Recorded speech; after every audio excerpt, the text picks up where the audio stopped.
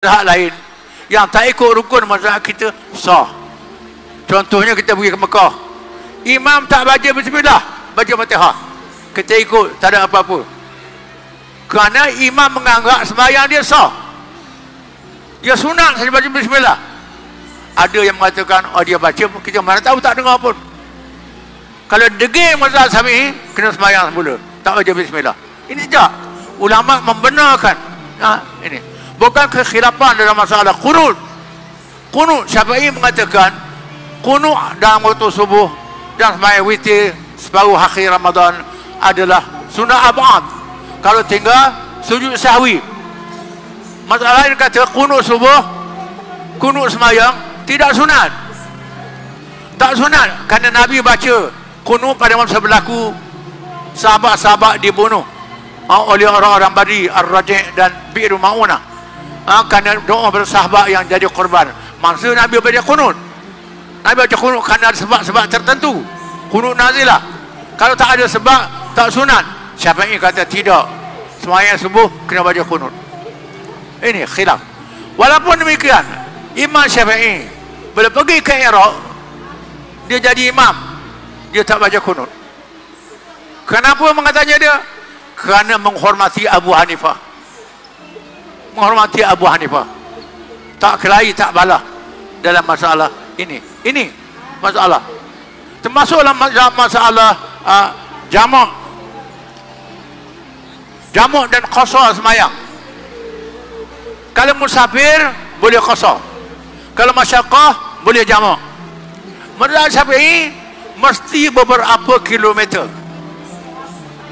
78 km, 100 km. Khilaf ulama berapa kilometer. Masa tu tak ada kilometer, tak ada mil, tak ada apa. Cuma bila musafir boleh pendekkan sembahyang, bila masyaqqah boleh jamak sembahyang. Syafi'i menentukan berapa jarak dia, dan mesti musafir. Syafi'i membolehkan jamak sembahyang kalau hujan, gangguan hujan, boleh jamak sembahyang. Kenapa? Hujan adalah masyaqqah. Kalau masyaqqah boleh jamak kerana hujan. Zuhur dengan asar pergi masjid jamak kerana musim hujan, payah nak pergi. Ada ulama mengatakan, mutaakhir mengatakan bahawa termasuk traffic jam. Traffic jam tak boleh nak sembahyang waktu dia kerana jam jalan raya. Boleh jamak ke tidak? Berdasarkan kepada maqasid syariat, kerana masyaqqah boleh jamak. Kalau degil pada mazhab Syafi'i kena hujan boleh jamak, tak hujan tak boleh jamak. Mana berat trafik jam dengan hujan, berat trafik jam lagi. Ini kita kena faham. Ini masalah mazhab ini kita kena betul. Ini timbulnya kekhilafan bila ada hal-hal yang begitu rupa. Contoh dia, kadang-kadang khilaf dalam masalah usul fiqh. Usul fiqh mazhab Syafi'i, usul fiqh dia rujukan hukum Islam, Quran, hadis, ijma' ulama dan qiyas. Pak sumber hukum Islam. Quran ialah yang diwahyukan, hadis-hadis Nabi yang mutawatir, yang sahih, ijma' sepakat para ulama, qiyas hukum yang tak ada nas dalam Quran, dalam hadis, tetapi ada sebab, ada ilat yang sama. Contohnya arak diharamkan kerana memabukkan. Maka dadah mabuk diharamkan juga. Ini berpadukan berqiyas. Quran tak sebut dadah, tak sebut sabu, tak sebut apa, candu. Tapi kerana arak sebab dia mabuk, maka candu termasuklah dadah haram kerana qiyas kepada arak kerana ada mabuk. Namun demikian, mazhab Syiah Isna Asyariyah menolak qiyas. Dia tolak qiyas. Qiyas ni tak ada dalam Quran, tak ada dalam hadis, tetapi i'tibar ada. Khilaf masalah bahasa saja, i'tibar ada, qiyas tak ada. Berlaku perdebatan antara Abu Hanifah dengan Imam Al-Baqir. Al-Baqir pergi muzakarah dengan Imam Abu Hanifah, Imam Hanafi, melawat Madinah, menjari Imam Al-Baqir, Imam Syiah yang berpegang pada mazhab Syiah Ithna Asyariyah, menafikan qiyas. Al-Baqi mengatakan, betulkah kamu menolak Quran dan Sunnah pakai qiyas? Utamakan qiyas. Abu Nafas kata, tidak, kami tak pakai Quran, tetap pakai Sunnah. Qiyas ni secara perbandingan.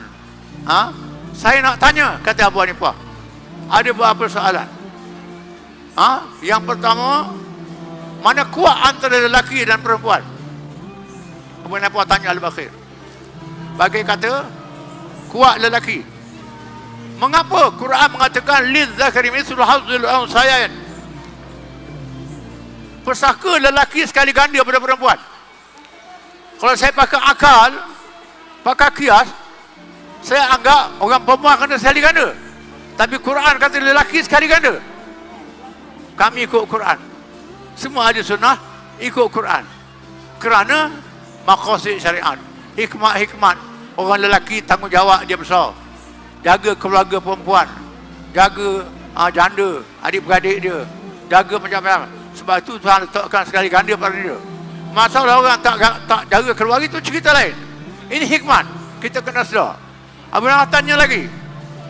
Mana lebih afdal, puasa dengan salat? Al-Baqi kata lebih afdal salat.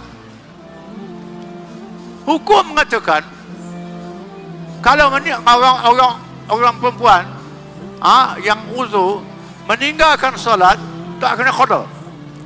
Meninggalkan puasa, kena qada. Kalau saya guna akal, sudah tentulah tinggal sembahyang kena qada. Puasa tak payah qada. Kerana sembahyang lebih afdal. Kami tak pakai afdal. Nas tetap dipegang. Abu Hanifah tanya lagi, mana lebih mana najis antara darah dengan air kencing? Al-Baqi kata air kencing yang lebih najis. Darah kurang najis daripada air kencing. Abu Hanifah kata, kalau kami pakai akal, maka orang yang kencing kena mandi wajib. Orang perempuan yang datang akhir nifas tak payah mandi wajib. Kerana air kencing lebih najis daripada darah. Tetapi kami pakai nas mengatakan perempuan haid dan nifas kena mandi. Yang kencing tak payah mandi. Ini kami tak pakai akal, qiyas juga. Lalu Al-Baqi mencium kepada Abu Hanifah radhiyallahu anhu. Cuma menghormati ilmu dia. Berlaku perdebatan yang sihat di masa itu. Ini ialah timbulnya mazhab di dalam Islam, mazhab la khilaf. Mazhab ini bukan pak mazhab. Kalau sahabat, mazhab Ibnu Umar, mazhab Aisyah, mazhab Mu'adz bin Jabal, mazhab Abdullah bin Mas'ud, Abdullah bin Amr bin As, mazhab Mu'adz bin Jabal, mazhab sahabat-sahabat radhiyallahu anhum.